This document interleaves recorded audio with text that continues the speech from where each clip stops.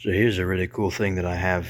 I found it on eBay. It's a new old stock Urgos 312.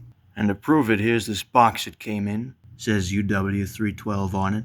It was basically held in like that, but there was some rolled up paper inside as well, and keeping everything contained, stopping things from sloshing around in transit. Made in Germany. And this writing up here, I thought it was interesting because I actually have an old craft pattern from the 60s from a company. I think it's literally just called Craft Products from Elmhurst. And it came with like this brochure book that showed a bunch of designs they were selling craft patterns for. I have one called the 1336 Monticello, which actually calls for an Urgos 311 or 312 movement, like that one right there. And the code for the 312 movement, it was an Urgos triple chime in the brochure book. The code was U14. That's a U14 movement over there.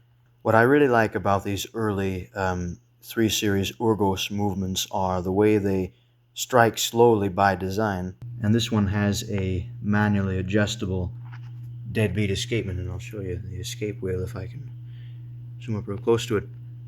It's nice and sharp. It hasn't an ounce of life in it yet. So this movement is 50 years old, but it's in pristine condition. It's got everything except for a moon gear, which you can probably pick up for a couple of bucks off of eBay.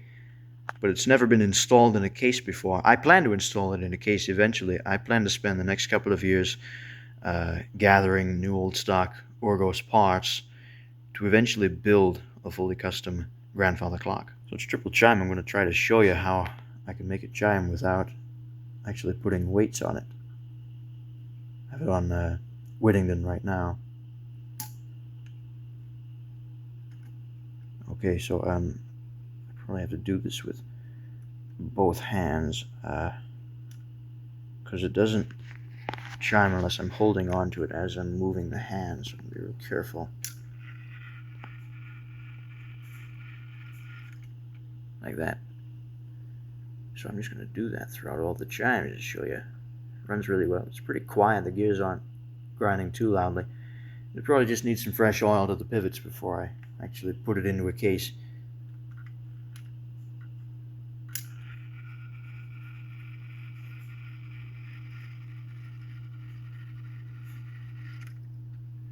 Now it's going to do the 3/4 chime and then try to strike, and I'll just show you how it strikes because it knocked itself out of sequence. The thing with the 312 is it's got self-correcting on it, so it probably goes silent for an hour cycle and then start chiming again. So I'll show you how that goes.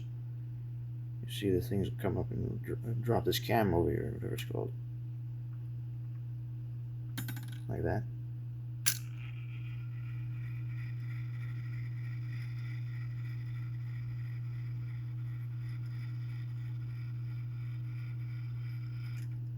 And now the way I'm going to make it strike is I'm going to push this wheel forward.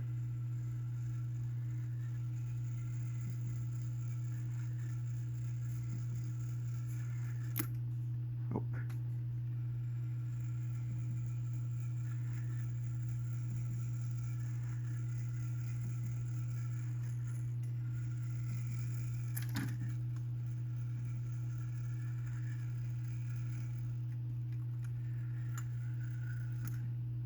There we go, 9 o'clock. So I'll show you how it self-corrects. I gotta move over here. I'm making sure my makeshift stand that consists of these cheapo Amazon speakers doesn't come loose. I don't want this movement falling on the hardwood floor of the living room, so I'm going to be real careful with it. How was I holding the camera last time? Okay, so I hold on to that and I manually spin it to make it chime. I'm just going to go that way. And it's not going to let me spin it until it hits the top of the hour again, so watch this.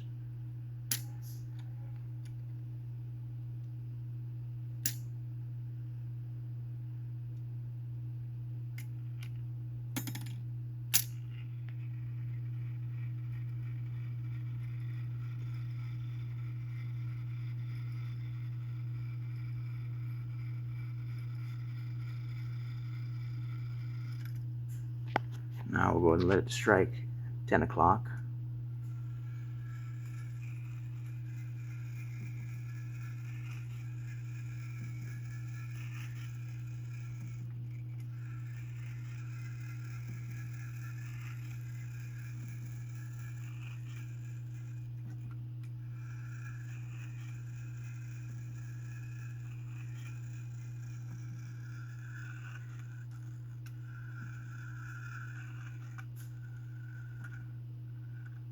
just like that. Now we'll go ahead and put it on St. Michael, which is the bottom for that switch. It's the bottom right there. And it should stay in sequence and eventually count up to 11 o'clock. So I'm going to be real careful. Do this like that. Play some gymnastics.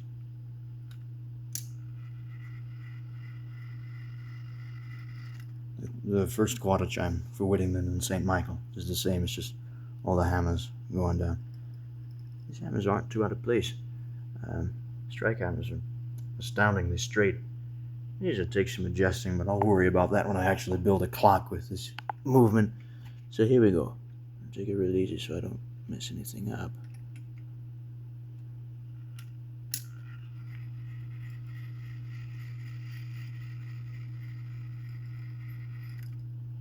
There we go.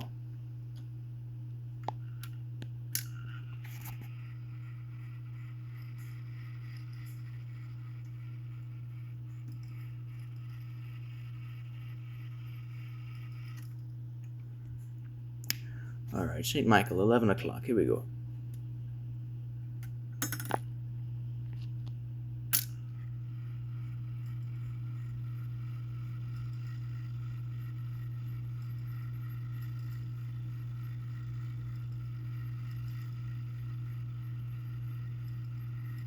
Flawless. Now 11 o'clock.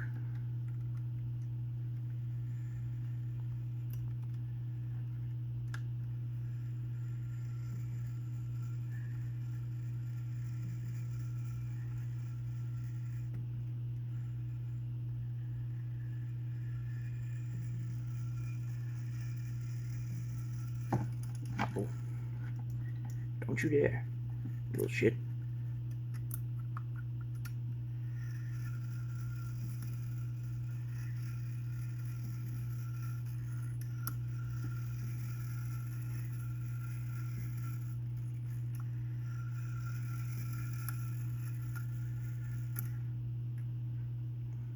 Alright, now for the third chime, we'll do the Big Ben sound, the Westminster chime. I think it's right up in the middle like that. And I'll go ahead and hold my camera the funny way. I'll go like that. And right here like this.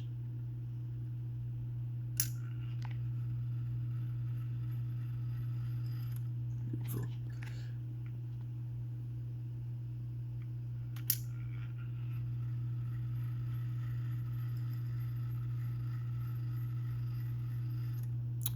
Wonderful. My back. I'm getting too old for this. Totally not 18, but I'm getting too old for this because my back hurts.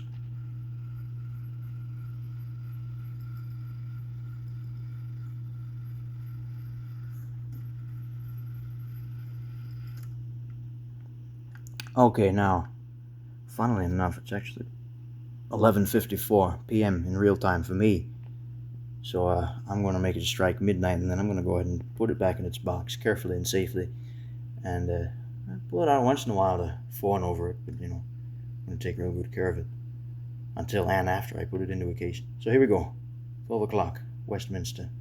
And then I'm going to go ahead and wrap up and take this puppet to bed. Beautiful.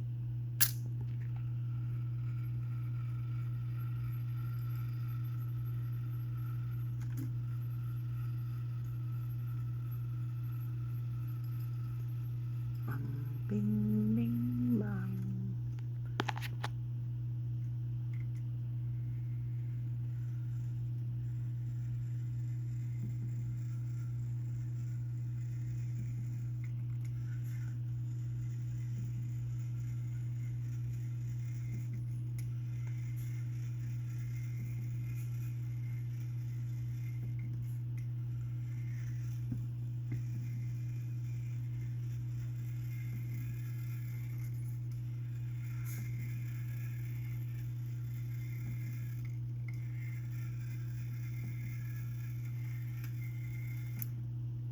And that'll be it for the new old stock Urgos 312. Obviously this minute hand's going to need adjustment should I end up using this particular one in my clock project. But yeah, I'll get back to you folk when I'm, 21 or something, and finally have all this stuff to build the clock. For now, I hope you've enjoyed what I've showed you, and I hope you stick around. Good night.